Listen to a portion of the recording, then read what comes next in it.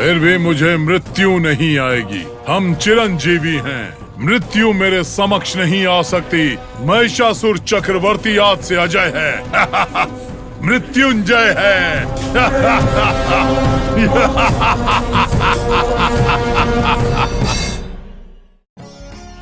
नारायण। नारायण। प्रणाम नारद मुनि, आपका बहुत बहुत स्वागत है। शुभमस्तु। आसन ग्रहण कीजिए। आपका आना मेरे लिए आश्चर्य है। क्या कहा आश्चर्य? किस बात का आश्चर्य दानवेंद्र? आमंत्रित ना होने के पश्चात भी आप बिना आज्ञा कहीं भी जा सकते हैं, पर मेरे लिए अनुमति मांग रहे हैं। चमत्कार हो गया नारद। इसमें चमत्कार की क्या बात है दानवराज? जिस महिषासुर को मैं जानता था वो तो सिर्फ एक दानव वीर थे, लेकिन वरदान पाने वाला ये महिषासुर एक सामान्य वीर नहीं, सर्वशक्ति संपन्न है। अगर एक तरह से देखा जाए तो मृत्यु को जीतने वाला महावीर है। एक तरह से नहीं नारद, हर तरह से, हर रूप में ये महिषासुर मृत्युंजय है। इसमें कोई शक है बंधु?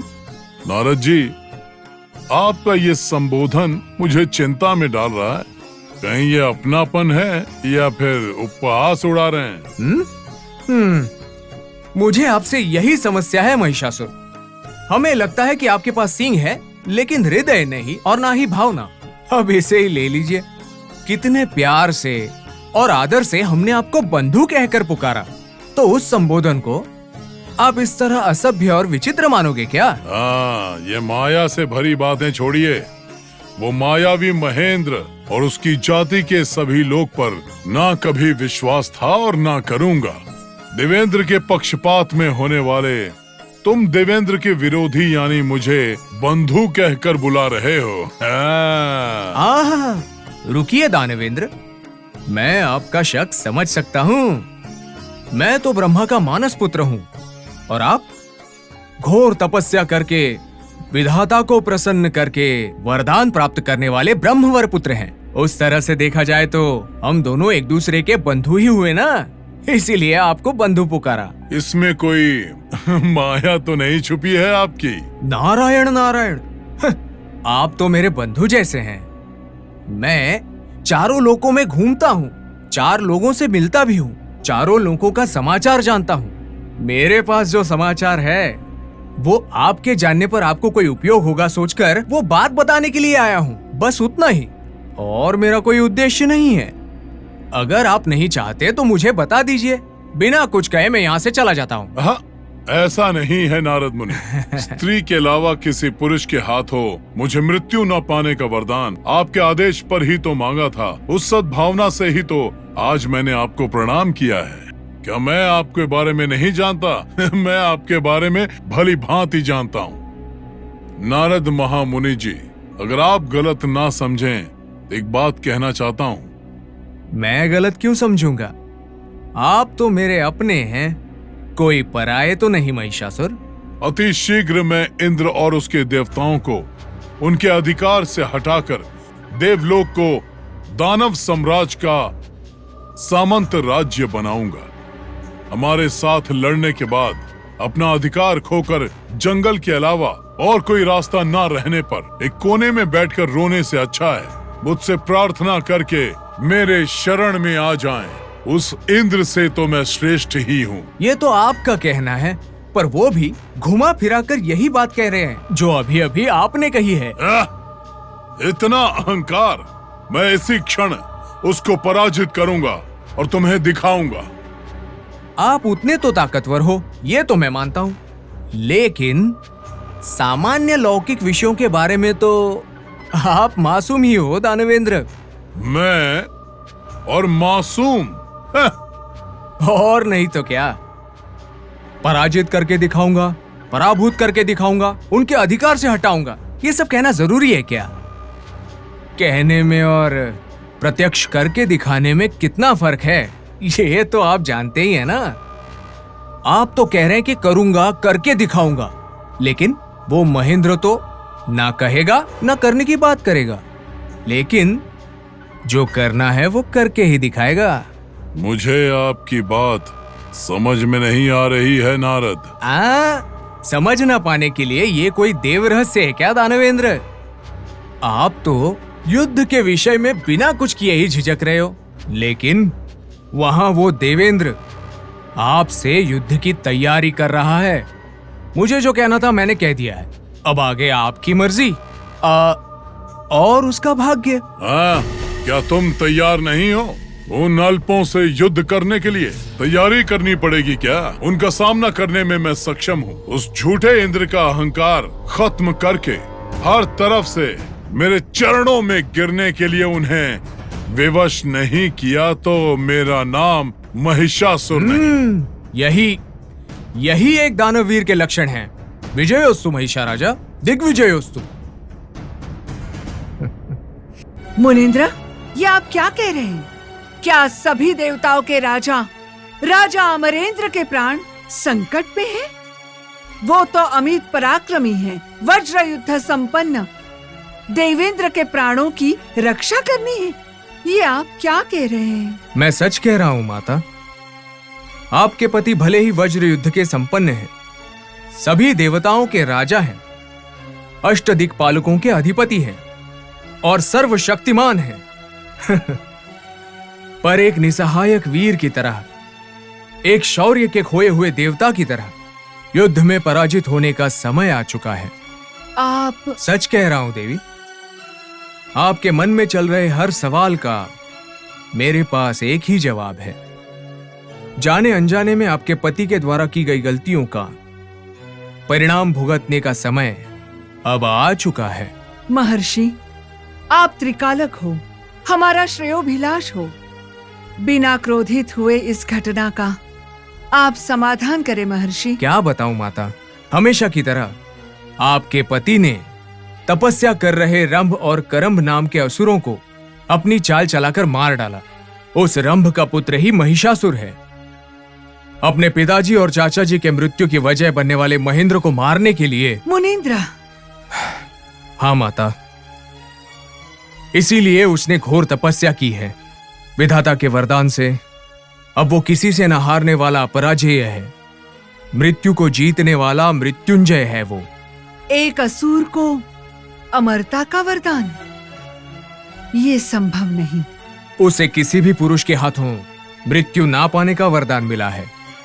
महिषासुर वास्तव में कामरूप है। वरदान पाने के अहंकार से देवेंद्र को हराने के लिए सभी राक्षसों को इकट्ठा करके युद्ध की तैयारी कर रहा है। क्या आने वाली विपदा का देवेंद्र को पता नहीं है मुनींद्र? पता भी है तो अब हमारे हाथों में कुछ भी नहीं है। अब वो राक्षस राज बहुत ही क्रोधित हो चुका है। शुक्राचार्य की सलाह को मानकर समझौता करने के लिए एक दूत को भेजा भी था, किंतु संधि विफल हो गई। समझौता सफल होता अगर महेंद्र ने उन्हें एक और मौका दिया होता। जो भी हो, देवेंद्र का बर्ताव देव जाति का अपमान है और शर्म की बात है। आप तो हमेशा देवेंद्र की प्रशंसा करते हैं, परंतु आज उनके व्यवहार की निंदा। जब प्रशंसा करने की परिस्थिति नहीं है तो दूषित ही करना पड़ेगा ना, और नहीं तो क्या। जिस तरह भरी सभा में महेंद्र ने उस दूत का अवमान किया था, उससे किसी को भी गुस्सा आएगा। महेंद्र के इस विश्वासघात की वजह से क्रोधित महिषासुर इस अपमान को सहन कर पाएगा? अभी आप ही बताइए मुझे। देवेंद्र के इस बर्ताव की वजह से समस्त देव जाति, उनकी प्रतिष्ठा अब संकट में है। इस समस्या का कोई उपाय नहीं है मुनींद्र? उपाय तो है माता। आपने बहुत अच्छी बात कही नारद मुनि। इस विपत्ति के निवारण के लिए अब आप ही हमें कोई उपाय बताएं। अवश्य, जरूर बताऊंगा। मेरी सलाह को अमल करने पर सिर्फ आपको ही नहीं, समस्त देव जाति को इस आने वाली विपत्ति से मुक्ति मिल जाएगी। मैं आपकी आज्ञा का पूरी तरह से पालन करूंगी। इस विपत्ति से बाहर निकलने के लिए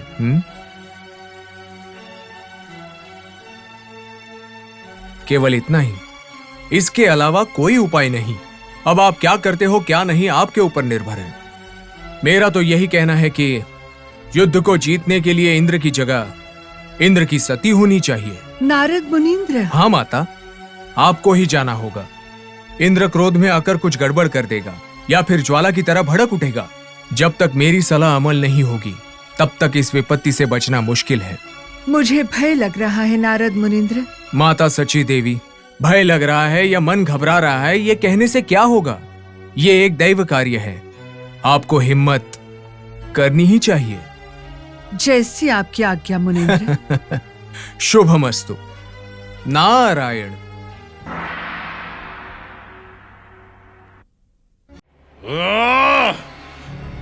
धिक्कार है, हार है ये। उस अत्यंत अहंकार से भरे हुए संदेश को मुझे जवाब देना है।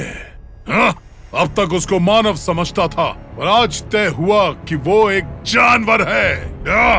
ये जानते हुए कि मैं अविकल हूँ, सर्वगुण संपन्न हूँ, ब्रह्मदत्त वरदान पा चुका हूँ, ये जानकर भी इस असुरेंद्र की मृत्यु का अपमान करने का साहस किया है।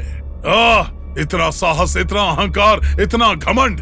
वो ढोंगी देवेंद्र मेरी शक्ति को नहीं जानता। वो शक्तिहीन इस महिषासुर का अपमान करेगा। मैंने मानव रूप धारण किया है तो वो मेरा अपमान करेगा।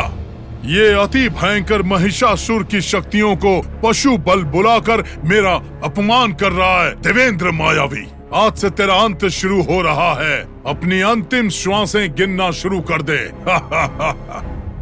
अमरावती में देवेंद्र की उपस्थिति में आपका डर उचित नहीं है देवी।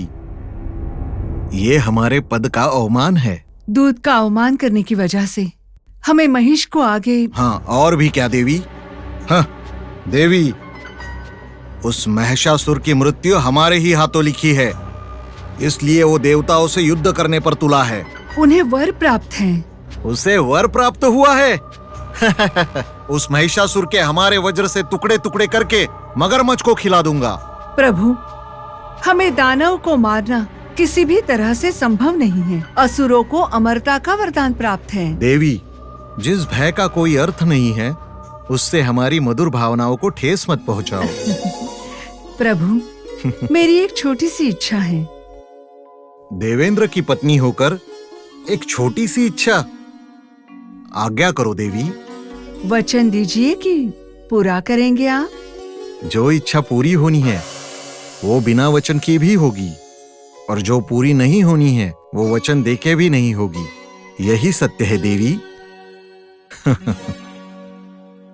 बिना संदेह के अपनी इच्छा बताइए देवी। स्वामी, किसी नर के हाथों उसकी मृत्यु नहीं है। ये क्या कह रही हो? जब आप युद्ध पर जाए उस समय हम भी आपके साथ आना चाहते हैं। देवी, अपने शब्दों से देवेंद्र की वीरता का अवमान मत करो। आपकी इच्छा देवेंद्र के प्रताप पर लगा हुआ दाग है। जब हम इतने पराक्रमशाली है देवी, सारे देवतागण हमारे साथ है, तो हमें भय किस बात का? समस्त देव सेना युद्ध में जीत का शंखनाद करने के लिए तैयार है, तो हमें कौन हरा सकता है? हमारा जीत उत्सव देख के शत्रु के दिल में भय की ज्वाला उपसानी चाहिए। हमारे जीत के बारे में सोचकर शत्रु का हृदय कांपना चाहिए। बिना संदेह मेरे वज्र से संपूर्ण असुर जाति का विनाश कर दूंगा। अब कहो देवी, इस भय का कोई अर्थ है क्या? आपको भयभीत होने की कोई आवश्यकता नहीं। स्वामी, हम आपका विजय ही चाहते हैं। हमारा विजय कोई नहीं रोक सकता देवी। व्यर्थ में चिंता करने की कोई आवश्यकता नहीं। आप आराम से जाकर चौसर खेलिए।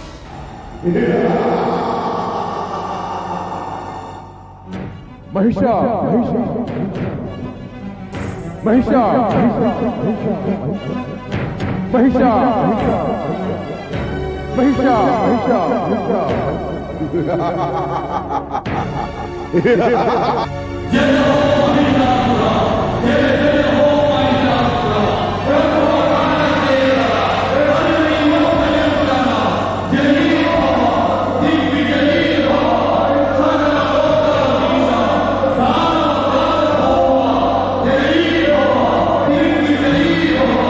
ब्रह्मदत्त वर प्रसाद लब्ध विजया तपोबला।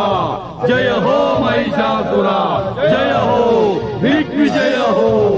असुर शत्रु भयंकरा, अमरावती नाद गर्वापहरा। जय हो महिषासुरा, जय हो दिग्विजय हो।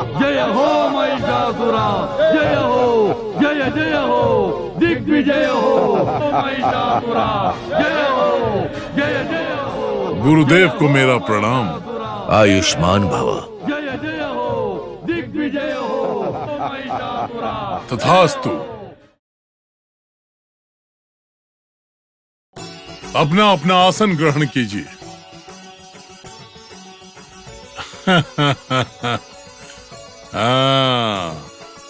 दंडक कर्ता, सेनाधिपति, आप केवल इस असुर राज्य के नहीं समस्त लोकों को भी दंडनाथ कर सकते हो। सर्व लोकों पर जीत पाने के इस शुभ मुहूर्त पर हर एक लोक में महिषासुर का पालन करने के लिए, मेरी रक्षा करने के लिए, मेरे लोक का प्रतिनिधित्व करने के लिए आपको नियमित करता हूँ।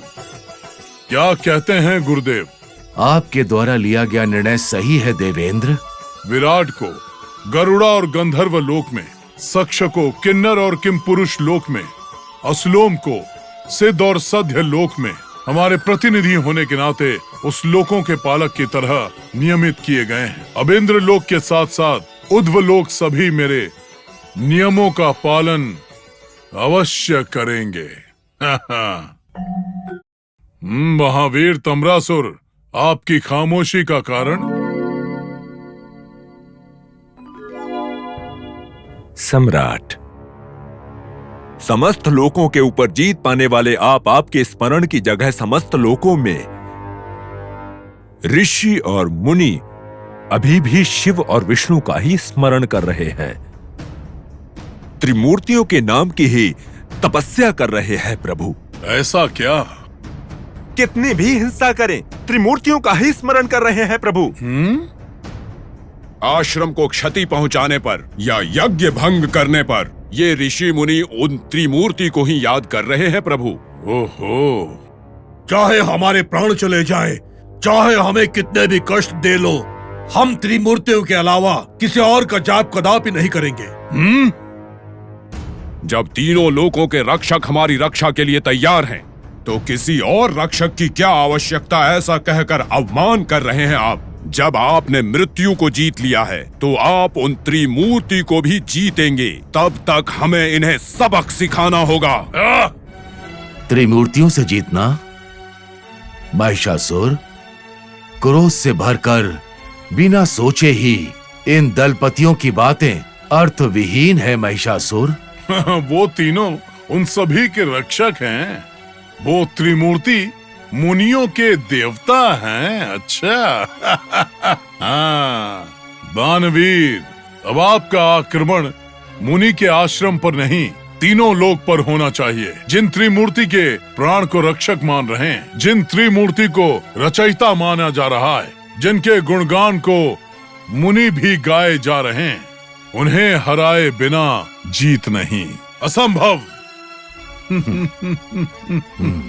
सेनाधिपति, कैलाश का अंत करके उन ऋषि मुनियों को वहां से भगा दो। दंडनाथ, वैकुंठ पर आक्रमण करके क्षीर सागर को आंसू की सागर बना दो। और अब हमारे वरदाता, क्या कहते हैं उसे, नचंभ विधाता, उनको युद्ध में हराकर किसी को वरदान ना देने के लायक बना दो। दानवीर का युद्ध खत्म होने के बाद उन तीनों लोकों के ऊपर जीत पाना है। इस महिषासुर के जीत का गुणगान पूरे समस्त लोक में सुनाई देना चाहिए। उन त्रिमूर्तियों को बलहीन करना है। परंतु उसका परिणाम क्या होगा? उसका परिणाम होगा मेरा एकाधिकार गुरुदेव। दानवेंद्र, चाहे जो भी हो, त्रिमूर्तियों से युद्ध करना हमारे लिए शेष नहीं है। माफ कीजिए गुरुदेव, कहना नहीं चाहता, लेकिन आप कायर की भाषा बोल रहे हैं। नहीं देवेंद्र, अतीत में जो भी हुआ उससे मिली सीख के द्वारा ये सत्य वचन है। गुरुदेव, भले ही आप भाषण दीजिए, लेकिन मेरा निर्णय नहीं बदलेगा। बेटा महिषासुर, ये साध्य हो या असाध्य हो, तुम्हारी अभिष्ट पूरी होने के लिए प्रार्थना करने के अलावा मैं कुछ भी नहीं कर सकता। तुम्हें जो उचित लगे करो। आयुष्मान भव। असुर वीरों, अब त्रिमूर्तियों को किसी भी लोक में पूजना नहीं चाहिए। मूर्तियां नहीं होनी चाहिए, न नाम और ना ही रूप। अब से एक ही नाम होगा, एक ही शासन होगा, एक ही योजना होगी और वो सिर्फ एक ही होगा। महिषासुर का शासन। असुर वीरों, अब शीघ्र ही युद्ध की वीणा बजा दो, युद्ध के शंख को भर दो, प्रलय भयंकर निनाद लगाओ।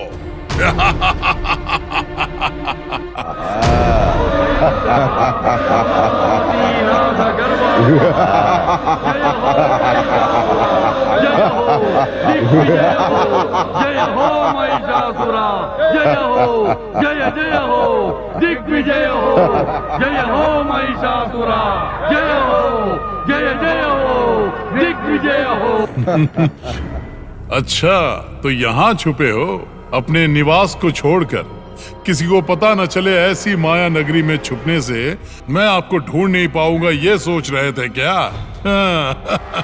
क्यों श्री हरि, एक कपट वेशधारी, अतीत में माया मोहिनी बनकर हमें अमृत मिलने से रोककर सुरों में जाकर बैठा था।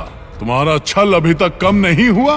रणभूमि को छोड़कर ऐसे छुपकर बैठने से अपने आप को विजेता घोषित करना चाहते हैं क्या? या मुझसे विनती करने के लिए देवता होने का अभिमान कहीं रुकावट तो नहीं बन गया? है? विधाता स्वयं का भविष्य नहीं जानता, जो सत्य लोक को छोड़कर यहाँ आकर छुपा बैठा है। बूढ़े हो, बलहीन हो, तुमसे युद्ध करना व्यर्थ है। हमारी जीत को मानकर यहीं कोई किसी जगह पर महिषासुर का जाप करते हुए, वेद के पाठ पढ़ते हुए अपना अस्तित्व बचा लो। जाओ। तुम्हारा अब क्या करूं? कैलाशपति, युद्ध करने के लिए समक्ष खड़े होने की बजाय नंदी का पलायन और हृदय पर दया हो रहा है। अग्नि के ऊपर आध्या के जैसे अपने पराजय को अपने समक्ष देखकर हीन की भावना से ग्रस्त हुए जा रहे हो। जाइए, अपने चेहरे को कहीं छुपा लीजिए। महिषासुर, जब तक तुम्हारे घमंड का पर्दा नहीं उठेगा, तुम्हें सत्य का बोध नहीं होगा। सत्य का बोध नहीं हुआ तो सर्वशक्तिमान कौन है और पराशक्ति का घमंडी कौन है, ये तुम्हें ज्ञात नहीं होगा।